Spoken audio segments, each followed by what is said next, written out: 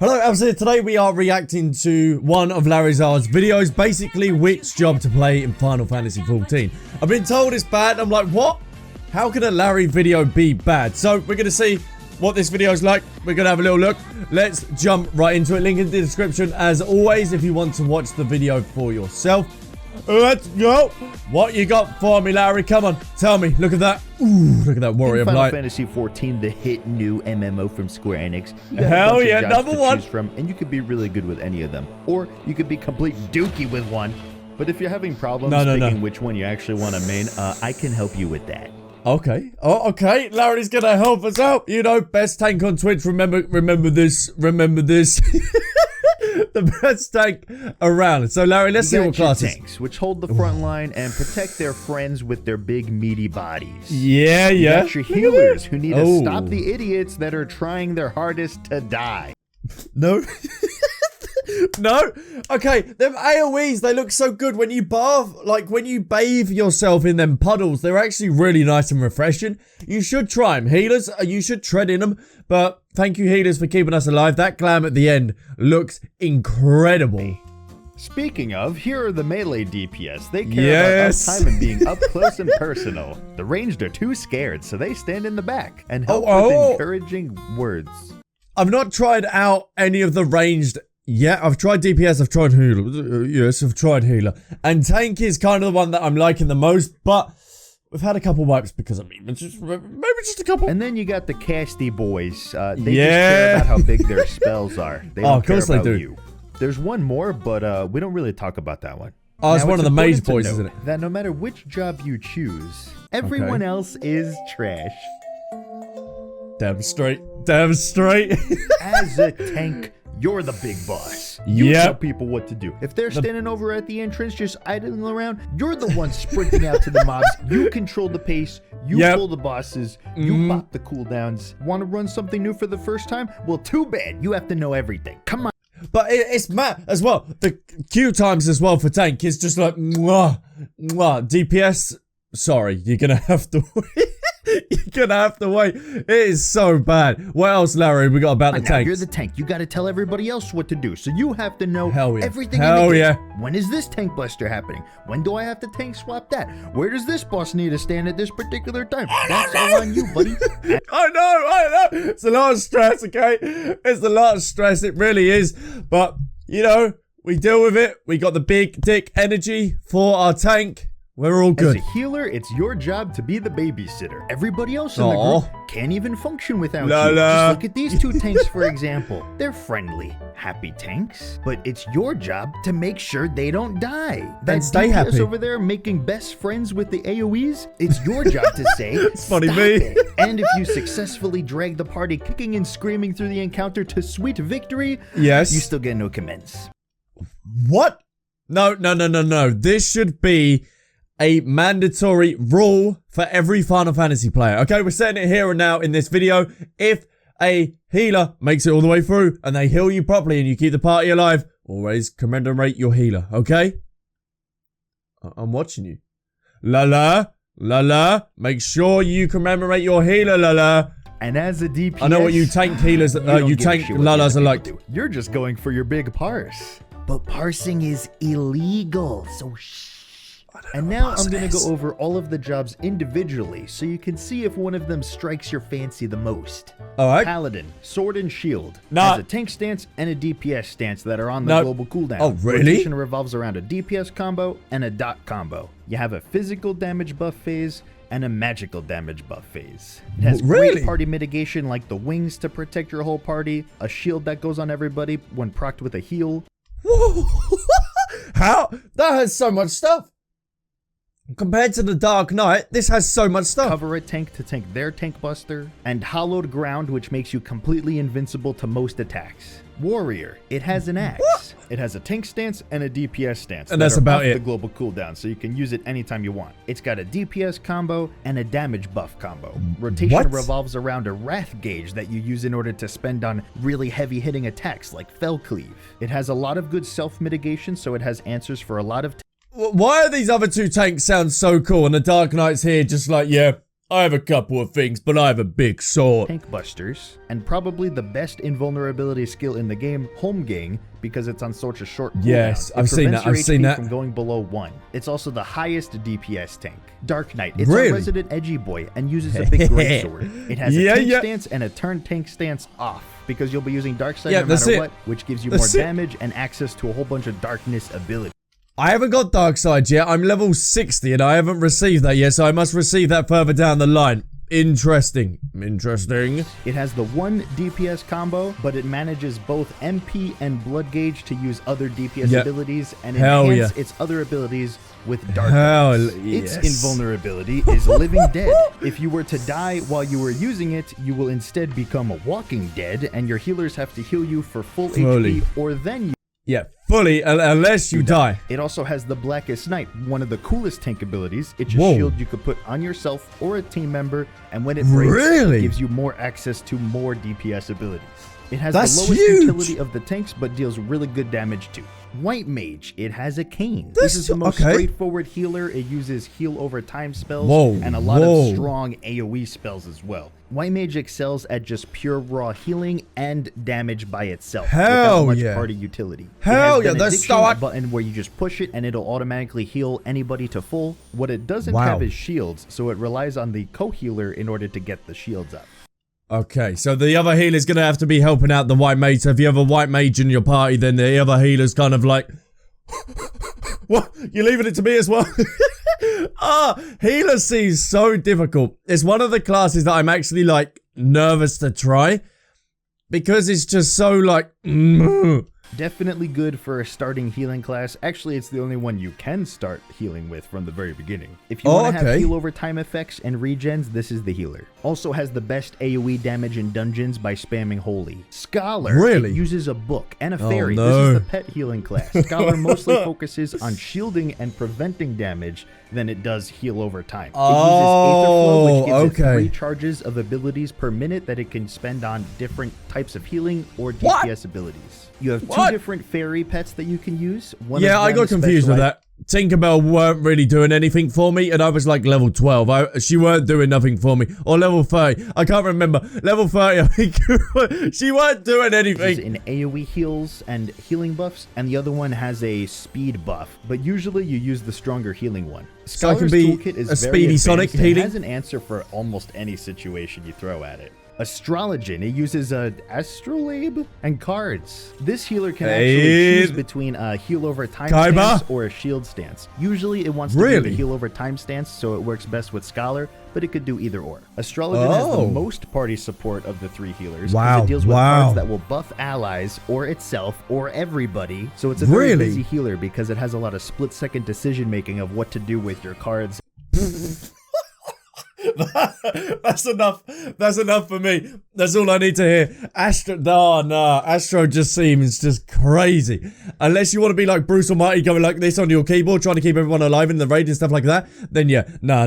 That's a no from me. That's a That's a no from me. And your buffs. Monk. It punches with fists. You shouldn't use any weapons on this job because you should just punch with your fist. It's the melee DPS that uses the most positionals, so if you want to be really busy and move around the boss a lot, this is the one that'll be moving the most. It doesn't bring too much utility to buff its party members, but it does bring a little bit, and its personal DPS is on the much higher side. Samurai, it uses a katana. This is the weak job. Of the melee DPS, it usually has the highest personal DPS, but it doesn't bring any utility to the party whatsoever. This is a very selfish melee job. It only has 2 positionals, but they're very important because it gives you resource for more side and bunda. It has 3 combos that build up Sen, and depending on how much Sen you have when you spend them, it'll do a different DPS move. One of them is a dot, one of them is an AoE attack, and one of them is a really strong hitting single target attack. I'm slowly learning how to use Samurai because Samurai is the one I want to take into Stormblood. And it's really good. It's really, really good. I'm really liking it at the moment. Going from tank to back to DPS is kind of like, okay. It also has Kenki that it builds up, and you can spend that on DPS moves as well. Samurai is usually regarded as more straightforward to learn. Ninja. It uses daggers, and it's one of the biggest party support DPS and most wanted DPS in the game right now. It has 3 melee combos and also uses Ninja Mudras in order to execute other DPS abilities. One of them being Trick Attack, a special ability that when used from the rear will give everybody 10% more damage on the boss. So it's very important and highly played around. It's one of the faster melees because it has an ability that will boost its attack speed indefinitely as long as you keep it up. And yeah, but look how many buttons and stuff that you gotta press. You got the stances that he has in the Alt 1, 2, 3, 4. What? Or control. He's got them under control. What? It only has a couple of positionals, but they're very important, especially Trick Attack. Its personal DPS is on the much lower end, but its raid utility is very high. Dragoon, it uses a spear, and it kills dragons and wears them as armor. This one focuses on jumps. It jumps really, really high in the air and smashes back down, but you go into this is really a popular job as well, because I see so many people use this. It's incredible. Animation lock when that happens. So it's prone to dying a lot if you use those jumps at the wrong time. Dragoon is also very sought after right now because it buffs the bards and machinists in the group, and also gives crit rate to everybody. It has the second most positionals of all the melee DPS, but its attacks are slower to give you more time to go into those positions. It's also very mobile. You have jumps that will make you go away from the boss and jumps that will make you go back onto the boss. What? Bard. It uses a bow and arrow. Can we all just say the Bard is just used for being in Limbs the Laminza or something and doing music? It doesn't need to be in the battleground. Bard, you can just stay away. It's fine. Of the 2 ranged DPS, it's the widely more common one. Its DPS rotation changes between 3 different songs, and depending which one you're in, it'll have different effects on your rotation. Just from singing these songs alone, it's all day long. And in addition, you have a bunch of other buffs that you could give everybody. You can also sing another song that'll reduce the damage everybody takes, or put buffs on the tank so they get more healing. What? Okay, I'll take it back. Bard, come into the battlefield. There's so much that the Bard offers. Wow. It's a very support-oriented DPS job. Its attacks are all instant, so it can move anywhere it wants without losing uptime. And it's a highly valued member of any raid team. Machinist, it uses a gun. It also summons a turret, so kind of like a pet, but you just kind of set it and forget it. This one is used much less than Bard, but mostly because most people think it's a little clunky to learn. Its rotation is slightly RNG based, but you have a lot of ways to manipulate that RNG, and it focuses solely on a 10-second window where you need to line up all of its buffs into those 10 seconds, otherwise your DPS suffers greatly. It has a lot of the same role actions and support abilities that Bard does, though it has a little bit less of its own abilities. So I'd say the Machinist is better in PvP than it is PvE? And doing like raids and stuff? DPS can be higher than Bards, but not by too much more. Black Mage, it uses a staff. This is the common mage type caster type. Hell yes. It wants to stand still as much as it possibly can. There's the one that Code uses all the time. It's able to make some spells instant and also place a buff on the floor that will raise its spell speed to attack faster. And it can also teleport around the battlefield. I've seen that buff on the floor before. I didn't know what it was. Rotation revolves around going into a DPS phase where you're using a lot of fire spells and using all of your MP, and then you switch over to an ice phase where you rebuild the MP. If you stay in that long enough and keep the rotation going, you unlock a really powerful spell, Foul, that is a one-shot ability that does a ton of damage. This is the highest damage caster in the game right now, and actually the highest DPS overall in the game.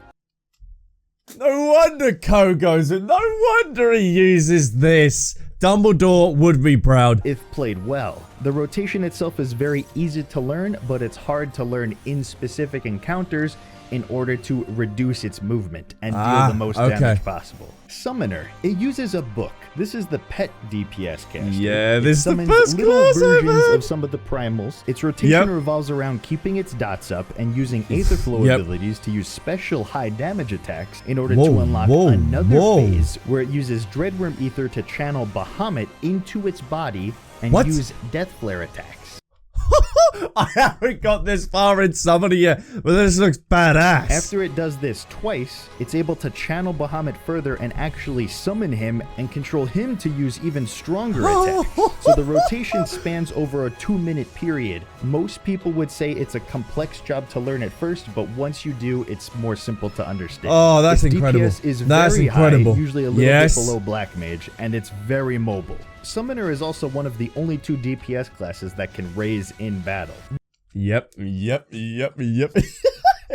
though you get screamed at by your raid team if you don't get someone up, you're like, I'm sorry. I was kind of confused, and there's a big giant woman that I must take down, and I'm kind of distracted by that. Mage, it uses a sword and a focus thingamabobber that it puts together. Red Mage rotation focuses around using black magic and white magic to slowly build them up at the same time, and then spend that on powerful melee attacks that will then be used as a finisher of either a white magic or a black magic spell, depending on where your bars are. So it's a cool balancing act. You're going to be alternating between white magic and black magic depending on what you need at the time. It also has a bunch of procs that will change what you're going to be doing as well. It's also the only DPS that has a heal that could be used in pinches, but most of the time you really don't want to be using it. Okay, there's so many classes that I want to try out. Like, watching through this video, there's so many classes I want to use, and just, but I haven't got time. The other cast it does becomes instant, so it has good mobility, and it's the other caster that can raise, so you can insta-cast raises on Red Mage, and it becomes very valuable in progging new fights. But its DPS is the lowest of the 3 casters, so after you get out of prog,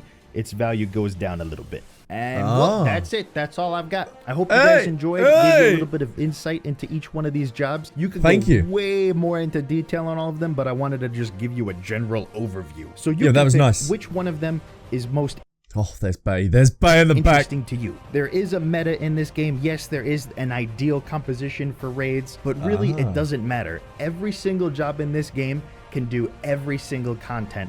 And honestly, all of them are incredibly well balanced for an MMO. So really, it's best just to look at all of them and see which one looks the coolest to you. And if you end up not liking it, then you could just level another job. You could play all of them on the one character. Yeah, as long as you're having fun and enjoying what you're doing, and your glams are looking good for that character, unless you're a Lilla, then none look good. None look good. Thanks for watching. I'll see you next time. Goodbye. Thank you so much. There's Bay as well. As always, I will leave a link in the description down below to the video if you want to go watch it in full. Thank you so much, Larry. How is that bad? That was not a bad video at all. Honestly, that was amazing. So, this is where I'm going to leave this video here. If you did enjoy it, then leave a like and a comment down below. Let me know what your favorite class is to play with in Final Fantasy XIV. Boom, boom, boom, boom, boom, boom, boom. So guys, thanks all round. I'll catch you in my next video. Bye.